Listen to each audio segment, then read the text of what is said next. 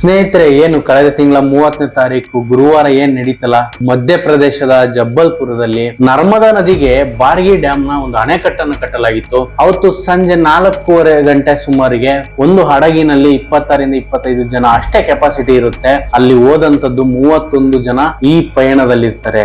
ಅದರಲ್ಲಿ ಒಂದು ಹೃದಯ ವಿದ್ವಾಕ ಘಟನೆ ಏನಂತಂದ್ರೆ, ಒಂದು ತಾಯಿ ಮಗುವಿನ ಸಂಬಂಧ. ಇವರ ಬಾಡಿಯನ್ನ NDRF ತೆಗಿಬೇಕಾದ್ರೆ ಅವ್ರ ಗಳಗಳನೆ ಹತ್ತಿದ್ದು, ಮತ್ತೆ ಏನು ಮಧ್ಯಪ್ರದೇಶದ ಒಬ್ಬ ಮಿನಿಸ್ಟರ್ ಕೂಡ ಬಂದು ಅದನ್ನು ನೋಡಿ ಹತ್ತಿದ್ದು ತುಂಬಾ ವೈರಲ್ ಆಗಿತ್ತು. ಅದು ಆಕ್ಚುಲಿ ಬಂದ್ಬಿಟ್ಟು AI ಫೋಟೋ. ಇದಾಗಿದ್ದು ನಿಜನೇ, ಅಮ್ಮ ಮಗ ಸಾವಾಗಿರೋದು ನಿಜನೇ, ಆದ್ರೆ ಅಲ್ಲಿ ನಾವು ನೋಡ್ತಿದ್ದು AI ಫೋಟೋಗಳು, ಸರಿನಾ? ಅಸಲಿಗೆ ಅವತ್ತಿನ ದಿನ ಏನಾಯ್ತು ಇದೆಲ್ಲಾ ವಿವರಣೆಯನ್ನ ಈ ವಿಡಿಯೋದಲ್ಲಿ ಪೂರ್ತಿಯಾಗಿ ಡಿಸ್ಕಸ್ ಮಾಡ್ತೀನಿ. ಅದಕ್ಕೂ ಮೊದಲು ಯಾರಿನ ನೀವು ನಮ್ಮ ಚಾನಲ್ ಅನ್ನ ಸಬ್ಸ್ಕ್ರೈಬ್ ಮಾಡದಲ್ಲೇ ನೋಡ್ತಾ ಇದ್ರೆ ದಯವಿಟ್ಟು ಸಬ್ಸ್ಕ್ರೈಬ್ ಮಾಡಿ. ಸ್ನೇಹಿತರೆ, ಡೆಲ್ಲಿಯ ಒಂದು ಕುಟುಂಬ, ಗಂಡನ ಹೆಸರು ಪ್ರದೀಪ್ ಅಂತ, ಹೆಂಡತಿ ಹೆಸರು ಮರಿಯಾ ಅಂತ, ಮಗನ ಹೆಸರು ತ್ರಿಶೂಲ್ ಅಂತ. ಅವನಿಗೆ ಇನ್ನು 4 ವರ್ಷ. ಇವರಿಗೆ ಒಂದು ಮಗು ಕೂಡ ಇರುತ್ತೆ, ಹೆಣ್ಣು ಮಗು. ಹೆಸರು ಇಲ್ಲ, ಏಜು ಕೂಡ ಅದು ಐಡೆಂಟಿಫೈ ಮಾಡಿಲ್ಲ.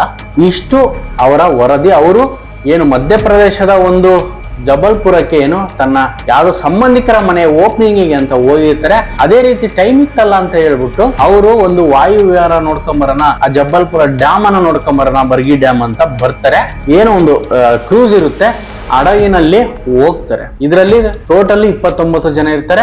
ಒಬ್ಬ ಏನು ಕ್ರೂಸ್ ಡ್ರೈವರು ಮತ್ತೆ ಒಬ್ಬ ಕ್ಲೀನರ್ ಹೆಲ್ಪರ್ ತರ ಇರ್ತಾರೆ. ಟೋಟಲ್ 31 ಜನ ಇರ್ತಾರೆ. ಅವತ್ತು ದಿನ ಸಾಯಂಕಾಲ 4 ಗಂಟೆಗೆ ಏನು ಅವರು ಜರ್ನಿನ ಸ್ಟಾರ್ಟ್ ಮಾಡ್ತಾರೆ. ಇದರಲ್ಲಿ ಆ ವಿಡಿಯೋದಲ್ಲಿ ಗಮನಿಸಬೇಕಾದಂತದ್ದು ಏನಂತಂದ್ರೆ, ಯಾರೊಬ್ಬರ ಕೂಡ ಲೈಫ್ ಜಾಕೆಟ್ ಅನ್ನ ಹಾಕೊಂಡಿರೋದಿಲ್ಲ. ಅದರ ಜವಾಬ್ದಾರಿ ಬಂದ್ಬಿಟ್ಟು ಯಾರು ಕ್ರೂಸ್ ಕಂಟ್ರೋಲ್ ಹಿಂದ್ಗಡೆ ಏನು ಹೆಲ್ಪರ್ ಇರ್ತಾರೆ ಅವ್ರು ಹಾಕ್ಸ್ಬಿಟ್ಟೆ ಅವ್ರನ್ನ ಒಳಗಡೆ ಕರ್ಕೊಂಡು ಹೋಗ್ಬೇಕಿತ್ತು. ಅದ್ಯಾವ್ದು ಮಾಡಿಲ್ಲ. ಯಾವ್ದು ಲೈಫ್ ಜಾಕೆಟ್ ಅನ್ನ ಕಟ್ಬಿಟ್ಟು ಏನು ಇದ್ರಲ್ಲಿ ಲಾಕರ್ ಅಲ್ಲಿ ಇಟ್ಟಿರ್ತಾರೆ, ಅದನ್ನ ತೆಗೆಯೋದಕ್ಕೆ ಲೇಟ್ ಆಗಿದೆ ಅಂತ, ಅದರಿಂದನೇ ಇಷ್ಟು 9 ಸಾವಾಗಿದೆ ಅಂತ ಹೇಳಲಾಗ್ತಿದೆ. ಅಸಲಿಗೆ ಇದನ್ನ ಗೌರ್ಮೆಂಟೇ ನಿರ್ವಹಣೆ ಮಾಡುತ್ತೆ. ಇದನ್ನ ಕಾಂಟ್ರಾಕ್ಟ್ ಕೊಟ್ಟಿರುತ್ತೆ, ಬೇರೆ ಬೇರೆ ಕಾಂಟ್ರಾಕ್ಟ್ ಕೊಡ್ತಿರೋ ಹಡಗುಗಳಿಗೆ ಕಾಂಟ್ರಾಕ್ಟ್ ಅನ್ನ ಕೊಟ್ಟಿರ್ತದೆ. ಅವ್ರು ಒಂದ್ ಸ್ವಲ್ಪ ಟ್ರೈನಿಂಗ್ ಅನ್ನ ಪಡೆದುಕೊಂಡಿರ್ತಾರೆ. ಅಲ್ಲಿ ಯಾರು ಕೂಡ ಪೊಲೀಸು ಈ ತರ ಇರ್ತಾರೆ, ಆದ್ರೆ ಅವರ ಒಂದು ಲಿಮಿಟ್ಸ್ ನಲ್ಲಿ ಇರಲ್ಲ. ಇವರು ಸಪರೇಟ್ ಕಾಂಟ್ರಾಕ್ಟ್ ವರ್ಕರ್ ತರ ಇರ್ತಾರೆ. ಇದು ಗೌರ್ಮೆಂಟೇ ನಡೆಸ್ತಾ ಇರುತ್ತೆ. ಬಟ್ ಇದನ್ನ ನಾವು ಬೇರೆ ಎಲ್ಲ ನಾವು ಕೂಡ ಮೈಸೂರು ಕಡೆ ಇಲ್ಲೆಲ್ಲ ಹೋದಾಗ ನಾವು ನೋಡಿದ್ವಿ, ಫಸ್ಟ್ ಲೈಫ್ ಜಾಕೆಟ್ ಕೊಟ್ರೇನೆ ಅವರು ಒಳಗಡೆ ಹಡಗುಗಳೇ ಹತ್ತಿಸ್ಕೊಳ್ಳೋದು, ಅದನ್ನ ಹಾಕೊಂಡ್ರೇನೆ ಅವ್ರು ಹತ್ತಿಸ್ಕೊಳ್ಳೋದು. ನಾನು ಕೂಡ ಬೆಸ್ಟ್ ಸ್ವಿಮ್ಮರು, 100 ಮೀಟರ್ ಅಲ್ಲಿ ಪದಕಗಳನ್ನೆಲ್ಲ ತಗೊಂಡಿದ್ದೀನಿ ನಾನು, ಫ್ರೀ ಸ್ಟೈಲ್ ಅಲ್ಲೆಲ್ಲ ಸ್ವಿಮ್ಮಿಂಗ್ ಮಾಡ್ಕೊಂಡು. ಆದ್ರೂ ಕೂಡ ನಾವು ಒಂದು ಪ್ಲೇಸ್ಗೆ ವಿಸಿಟ್ ಮಾಡಿದ್ವಿ. ನನಗೂ ಕೂಡ ಏನು ಲೈಫ್ ಜಾಕೆಟ್ ಅನ್ನ ಹಾಕೊಂಡದಲ್ಲಿ ಹಡಗುಗಳನ್ನ ಹತ್ತಿಸ್ಕೊಂಡಿರ್ಲಿಲ್ಲ.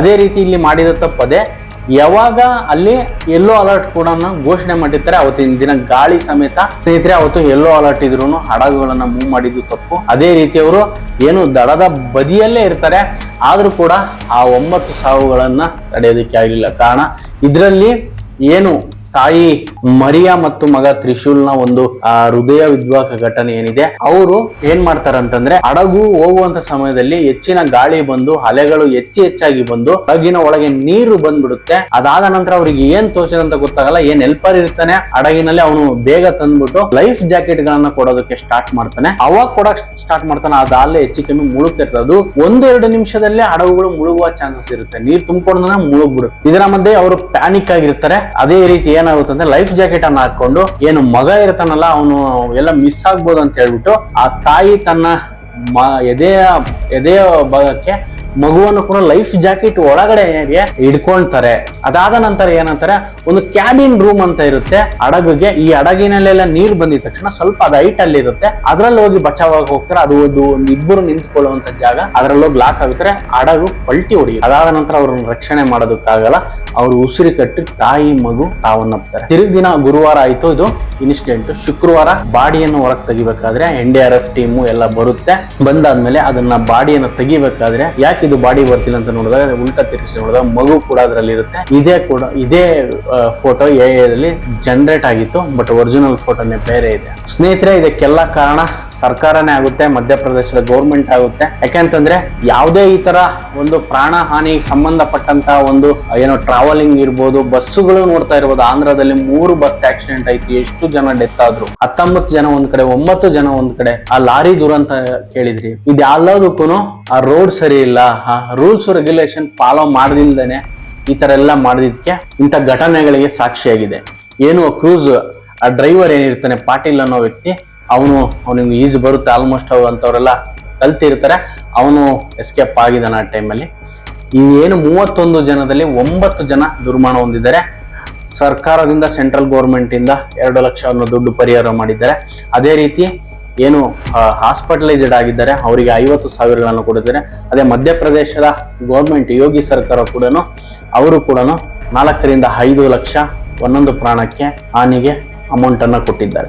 ಆದರೆ ಹೋದ ಪ್ರಾಣ ಅಂತೂ ಮತ್ತೆ ಬರೋಲ್ಲ. ನೀವು ಕುಟುಂಬಸ್ಥರು ಯಾವ್ದಾರ ಟ್ರಾವೆಲಿಂಗ್ ಹೋದಾಗ, ಮಕ್ಕಳನ್ನ ಕರೆದುಕೊಂಡಾದಾಗ ತುಂಬಾ ಜಾಗ್ರತೆಯಿಂದ ಇರಬೇಕು. ಹೋದ ಪ್ರಾಣ ಬರುವುದಿಲ್ಲ. ಎಂತ ಈಜು ಬರುವಂತರಾದ್ರೂ ಒಬ್ಬರನ್ನ ಕಾಪಾಡುವುದೇ ತುಂಬಾ ಕಷ್ಟ ಆಗಿರುತ್ತೆ. ಯಾಕೆಂತಂದ್ರೆ ಅವರು ಪ್ಯಾನಿಕ್ ಅಲ್ಲಿ ಇರ್ತಾರೆ, ಬಂದ್ ಮೇಲ್ಗಡೆ ಕೂತ್ಕೊಂತಾರೆ. ಅವರನ್ನ ಟಚ್ ಮಾಡದಲ್ಲೇ ನಾವು ತಗೊಂಡ್ಬರ್ಬೇಕು. ಕೂದಲನ್ನು ಹಿಡಿದುಕೊಂಡು, ಬೆನ್ನನ್ನು ದಬ್ಬಿಕೊಂಡು, ಕಾಲುಗಳನ್ನು ದಬ್ಬಿಕೊಂಡು ನಾವು ಬರಬೇಕು.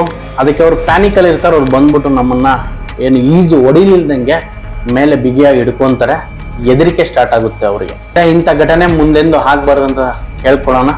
ಮುಂದಿನ ವಿಡಿಯೋದಲ್ಲಿ ಸಿಗ್ತೀನಿ. ನಮಸ್ಕಾರ.